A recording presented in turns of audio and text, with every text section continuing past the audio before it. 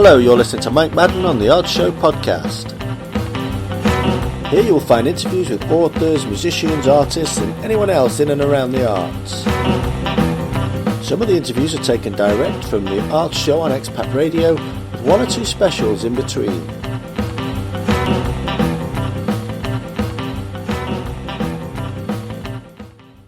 This show features best-selling author Bella Osborne talking about her latest book, A Walk in Wildflower Park.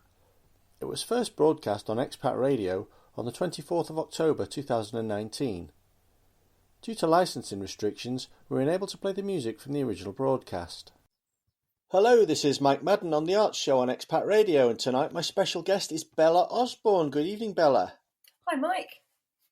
Now, you've got a book coming out on Thursday of this week, and it's actually an accumulation of 4 books. The last one that was released in April. It's A Walk in Wildflower Park.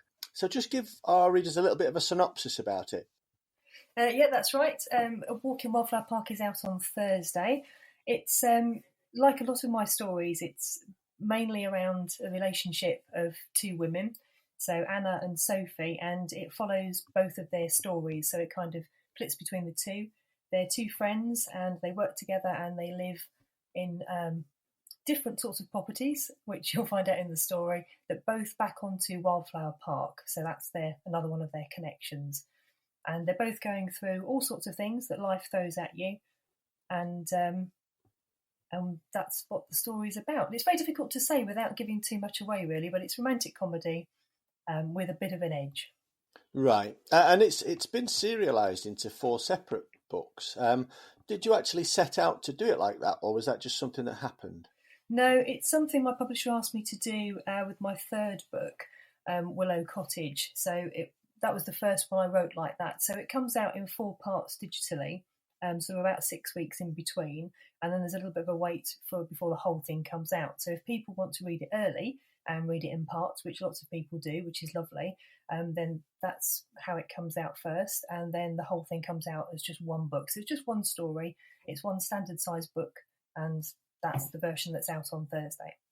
Right, so up to now, have these all been available in just Kindle version? Yes, yeah, all just digitally, so they're on Kobo as well and iBooks. Okay, and is there going to be an audio book that accompanies it as well? Yes, there will be, yeah, so it comes out in paperback, audio and ebook. So this isn't your first book, you're quite an old hand at the publishing game now. If you don't mind. Sounds lovely. You make it sound like I know what I'm doing, Mike. Well, you must be doing something right, because I keep seeing your books on the virtual bookshelves and the real bookshelves. So you published another series called Coming Home to Ottercombe Bay, and as you mentioned, that was serialised.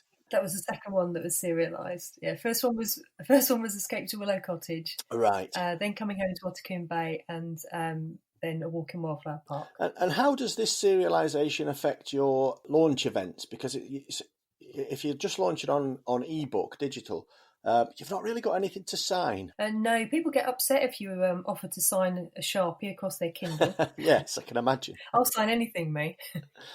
But no, it doesn't really work that well. I mean, I always feel a bit guilty because I basically get 5 publication days for one book, which is great because it means a lot of Prosecco and any excuse really, which is lovely. But the real pub day is when the paperback comes out and the whole story. So I kind of focus mainly on that one publication day. Otherwise, it's just greedy. Well, I guess when the digital format comes out, you can still be checking the Amazon rankings and you still get reviews at that stage. But does it really kick in when the paperback comes out? Yeah, it does. Yeah, that's the biggie. I think in publishing terms, they call it sort of a soft launch with the 4 digital parts. So it's a really nice way of doing it if people are following me and want to read the stories early.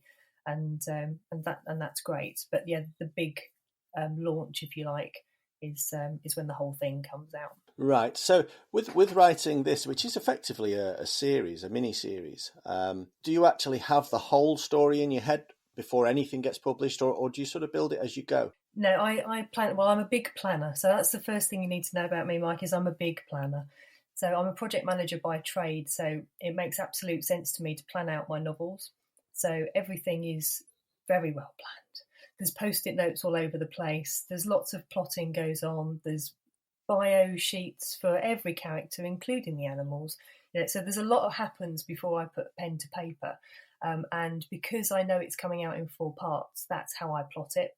So I go through all of my key scenes and I make sure that each of those parts ends on a cliffhanger. Right. So don't tell me you control it all with a Gantt chart. Please don't tell me that. There isn't a Gantt chart. I love a Gantt chart, but I don't have a Gantt chart. I do have a spreadsheet though. So your career in writing really started at Sunset Cottage with your debut in 2015. Yeah. So just describe how it all came about. Because I think you work with the Kate Nash agency. I do. Yeah, Kate's my agent. She's very good. She's brilliant. She keeps me in order, which is no mean feat really. But no, I was a hobby writer and I've written all my life. I just started at school and just carried on writing, and I didn't do anything with it because I didn't really know what to do with it, to be honest. And I was also a serial starter and not a completer when it came to novels. So I'd start writing something and I'd go, oh, a new shiny idea, and I'd go off and write the new shiny idea and get so far and go, oh, another new shiny idea. So I was really bad at finishing them, but it didn't matter because I was only writing for fun. And then in the day job, we had a very lovely lady join our team called Leslie Elder, who is a wonderful life coach, and she was working with some people in my team, and they were coming back and saying, oh, she's incredible. I'm going to make huge life changes because of these sessions. So I saw her and said, oh, can you give me some tips? And she said, oh, well, I'll do a session with you. And I very arrogantly said, well, I love my life. There's nothing I want to change about my life. It's great. And she said, no, we'll do a session. And somehow in the conversation, she hit on the fact that I'd stopped writing. And that was mainly because my daughter had come along and I was a very busy working mum. And she said, look how passionate you get about writing. You should be doing this. You need to get back to it. I said, well, I don't have time. And she said, you're a project manager. Make time. She was really mean. She called it coaching, but she was really mean. And she made me go away and find time to write, which I did. I dropped a few things off my schedule, so dusting, hoovering, general feeding people, that sort of thing. But they're still here. They're still alive, and they're not allergic to dust, so it's all good. And I found some time, and I decided I would pick one of these half-finished novels, and I would complete it and say I've finished a novel. And then Leslie sort of bullied me into going, well, what else can you do? Well, I don't know. I could maybe find some organisations. We'll go and do that then. Right. So I found the Romantic Novelists Association, who are absolutely brilliant. And I joined their New Writers Scheme. And they are, well, they do lots of events and they're incredibly supportive of new writers. And I went to an event in London on my own, very bravely, to their summer party, and got dragged out of a corner by a lovely lady called Ellie Dean, who made me come and talk to famous writers, and it was very, very scary. And she introduced me to Trisha Ashley, who's an incredibly successful romantic comedy writer. And she said, oh, you must come to the conference. And I felt like saying, but I don't know what I'm doing. I really don't know what I'm doing. And she said, if you come to conference, you must meet editors. So I went away thinking she's a lovely lady, but she clearly has no idea that I don't know what I'm doing with this writing thing. But I looked up the conference and thought, well, I might as well go. And I was offered, as part of the conference package, you get offered 10-minute slots with editors and agents. So I thought, well, why not? And I sat down with a lovely editor from HarperCollins, Harper Impulse. And she said, do you want to see what I wrote down when I read the start of your novel? Okay. Well, this is a nerdier moment. You're wondering what on earth she was going to say or show me. And she turned her pad round and she'd written, I love it. And a couple of exclamation marks, and it was underlined. And I think we will be friends forever because of that. And she said, could I read the rest? And at that point I said, well, it's not entirely finished. I'm still tweaking it. So I held off in sending it through to her, and I sent it off to a competition in the meantime. And that was how I met my agent. So it all sort of came within a few months, really. But we did end up going with Harper Impulse because it just felt like the right home for my story. So, and I'd got on so well with Charlotte Ledger. Anyone that says that she loves my writing was always going to be somebody very special. Yes, that's a good introduction. That I think so. Yeah, it's a good sign. So Kate Nash did all of the sort of the behind the scenes work to get the HarperCollins deal. Yes, yeah, she's she does all the serious stuff. I just mess about in front of a keyboard, Mike. It's great fun. I do a lot of that myself, but it's called work. Yeah, apparently so. It's the best job ever. Okay, we've been talking about a walk in Wildflower Park, and now we're going to go for a break with Lou Reed and take a walk on the wild side. You're listening to Expat Radio.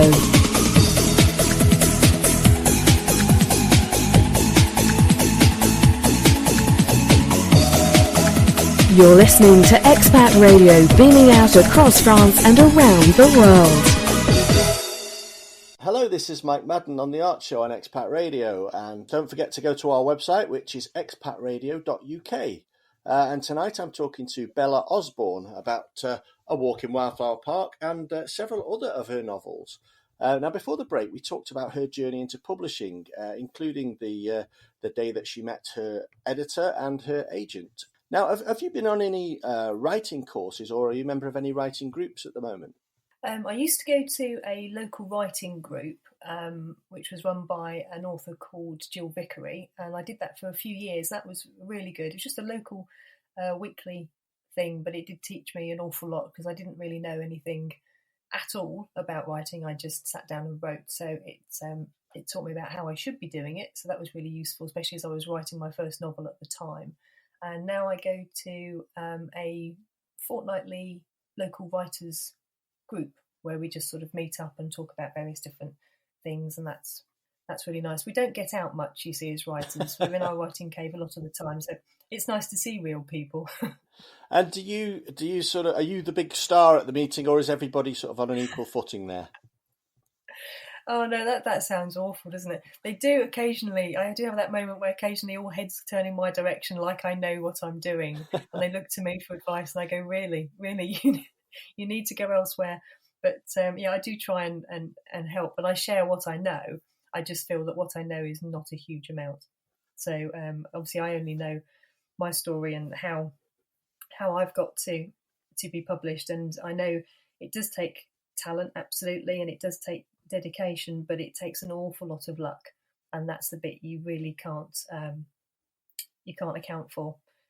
I think it comes across very regularly in what you're saying that to your mind, you didn't really know much about what you were doing. You were just writing, and it went from being a hobby writer to all of a sudden you're a professional writer. And everybody's journey is different, and everybody can learn from everybody else. But you used to be a project manager, as you said earlier, which is a job I know very well. But what made you the decision to actually become a full-time writer? There's the thing. It's a really difficult thing to go, I'm going to move away from what I know and I'm going to jump onto this very precarious ship. But it felt like the right time. I'd been in project management. I've been working for over 30 years, and for the best part of that, been in project management. And there was an opportunity, and I thought, if I don't take it, I'm going to regret it. So that was what I did. So back end of last year, I made the move to being a full-time writer. So it's very scary, but really enjoyable as well. Anything that to my mind leaves the project management world behind has got to be a step forward, because that can be a bit of a grind. Now, you've said that you use your project management background to plan your writing. So do you actually sit down in the morning and think, right, I've got 10,000 words to write today or something like that? Yeah, I do. Is that really sad? No, I do. I do set myself a target. I'm a big fan of something called National Novel Writing Month, or NaNoWriMo, which happens in November. And it is absolute madness. And I got introduced to it at an RNA conference where I drunk far too much wine. And somebody said, "You'll do this, won't you?" And I said, "Oh, yeah, I'll do that." Didn't know what it was. And then sort of towards the end of October, they were sending me these messages about, "You're writing 50,000 words in November." I was like, what on earth are you talking about? And this is what I'd signed up for. And I was sort of scratching my head thinking, oh, this is utter madness. But I did it, and I've not looked back, and I do it every year. and it is complete madness. But it is possible. You can write 50,000 words in a month. I wouldn't recommend it, not on a regular basis, but it is possible. And I try and do a first draft over about 2 or 3 months, depending on what time of year and what else is happening. But that is how I work, and that works because I do a lot of plotting beforehand. So therefore, I know pretty much what I've got to write, and I've mapped out those scenes in my mind. So when I come to write, I can sit down and go, I'm going to write 2,000 words today, and usually that works. So the NaNoWriMo is an interesting one. We've had a couple of other authors who get involved in that as well. And I was going to ask, is that the kind of thing a professional author can do, and is it of any use? So do you actually take those 50,000 words and turn them into a novel, or is it just sort of seen as a bit of a good kickstart to whatever you're working on? Yeah, no, that's usually the backbone of a novel. It's it's slightly different last year because obviously I just moved over to full-time writing. But previous years, I've been working at the same time, so it's a real sort of juggling act. But that's been the first 50,000 words of a novel that's then gone on to be published. Right. So we mentioned earlier that animals play a big part in some of your novels. Are we likely to see a rewrite of Wind in the Willows or anything like that, or are you always going to have the human element? No, I'm not quite that creative, I'm afraid. I've always loved animals. I've always been hugely into animals. Anything really, from insects to woolly mammoths, you name it. But so it made sense for me that my books would have animals in them. So obviously they're pets rather than woolly mammoths. You don't get many of those. But maybe there's an idea for a story in the future. Yeah. But I just really like the idea of animals being, and also I think animals have their own personality. They are so unique, and I try and bring that out. There was a really lovely author called Zoe Barnes, who sadly is no longer with us, and she wrote romantic comedy, and she always had an animal character in her stories, and I absolutely loved her books. And she did this particularly well, so it's kind of a little bit of a nod to her that I do it in mine. Because I just think it's a really nice thing to bring the animals in. They always have a purpose as well. They always interact with my hero or heroine in some way. But yes, I've had all sorts. I've had hamsters, I've had horses, and Walking Wildflower Park has a very large, very furry cat called Morris. Right. I'll look out for that one.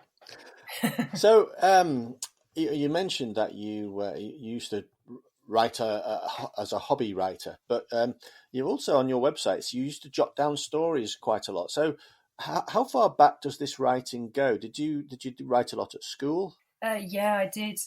I see. Nobody told me it wasn't normal, Mike. That's the problem. So I thought it was perfectly normal that I wrote stories. So I was doing it at primary school, and my fourth year teacher, as it was then at primary, she was very lovely, and we had to write a story, and I think everybody else wrote a few sentences, and I wrote mine, and it went on and on and on in my Spider's Dance handwriting. And this very lovely teacher, she took it home and she typed it up, which I think is a dedication. And she brought it into class and she stapled it to our wall, and it was pretty much the length of the height of the room in my story. And it was a very proud day, and I can remember it vividly. And I think that was one of the things that made me think, well, this is obviously a very good thing, and therefore I need to keep doing it. And I just carried on. And then I had another very lovely teacher at secondary school, Mr. Bundy, and the poor man, he'd set us a homework of writing a story. And it got to the point where I'd walk up to his desk and he would just hand me a new exercise book because I would fill an exercise book. And then that poor man, he used to mark all of my work. And as you look back now, and you just think that was way beyond the call of duty. But, bless him. But I just loved it, and that was how my brain worked. So I just wrote these long, elaborate stories and thought nothing of it really. And it's just something I've carried on doing. Now your creativity is extended as well to your website. There's some great. I really like it when we get an author on the show who's actually taken the time to keep the website up to date, because a lot of them don't. But yours is excellent, including my favourite bit, which is very practical advice, including using Pinterest. And what might happen to your bum if you sit on it for hours and eat custard creams whilst you're writing? Yes, yeah, it's a danger that it's a very serious danger that us writers face. I'm afraid it's there's not enough about the dangers of custard cream eating. I'm afraid there should be a warning on the packet. It's that dangerous moment I find as well with chocolate fingers. They're dangerous when you just have a couple and then there's an empty box, and I don't know how that happens. There's clearly not enough in there. No, I think there's somebody comes in and steals them. Yes, or they turn to dust or something. I don't know. It's a very strange thing. Yeah, I do have a bit of a biscuit problem, but yeah, I have to go to the gym and I have to go running. Otherwise, I would have a very sizable backside, I'm afraid. It's occupational hazard. Well, it's that and Prosecco. Most authors seem to suffer with an addiction to Prosecco as well.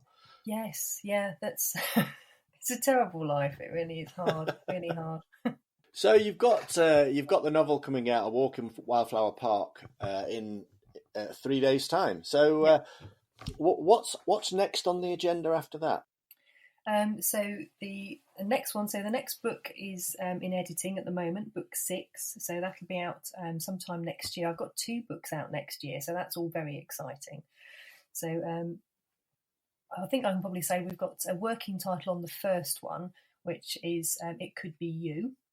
And the second book is a Christmas book, which I've never done before, so that's a first for me. So all my Christmas shenanigans have gone into that book. So it'll probably be the only Christmas book I write, because it's got all my mad Christmas stories are in that book. Right. Get them all out together. Yeah, absolutely. Right, well, we're running short of time now, so in the minute or so we've got left, just tell our readers where they can find out a little bit more about yourself and your books. Okay, so I've got the website, as you mentioned before, which is bellaosborne.com. I'm on Facebook and Instagram as Bella Osborne Author, and I'm on Twitter as Osborne_Bella, which is slightly different. But yes, I'm on Amazon and BookBub and all those sorts of things as well. Right, well, it's been great talking to you this evening, and I certainly hope that you'll come back on and tell us about your next project when it comes out, whether it's the Christmas one or book 5.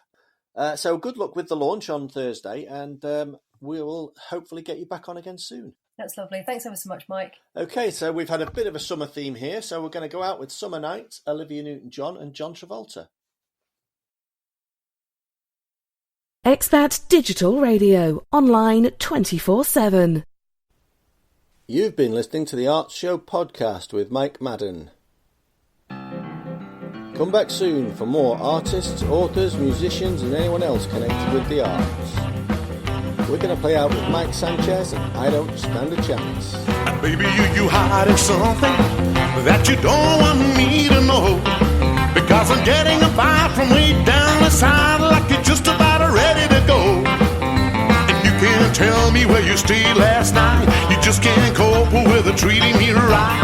I'm on the road to heartbreak, now's the time to tell me so, because I'm getting a chill like I'm gonna be ill. I know you don't want me no more. I won't be satisfied with your little white lies. Girl, I've only just begun to realize I don't stand a chance. I don't stand a chance. You don't wanna know when I can't make you dance. Well, I said goodbye.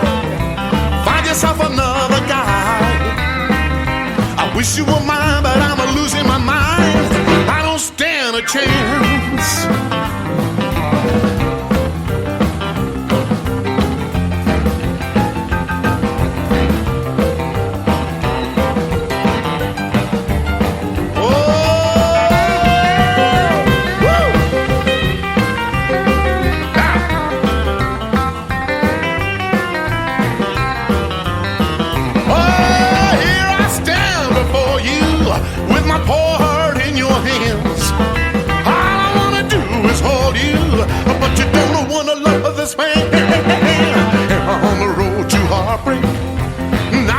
Tell me so, because I'm getting a chill like I'm gonna be ill. I know you don't want me no more. I won't be satisfied with your little white lies. Girl, I've only just begun to realize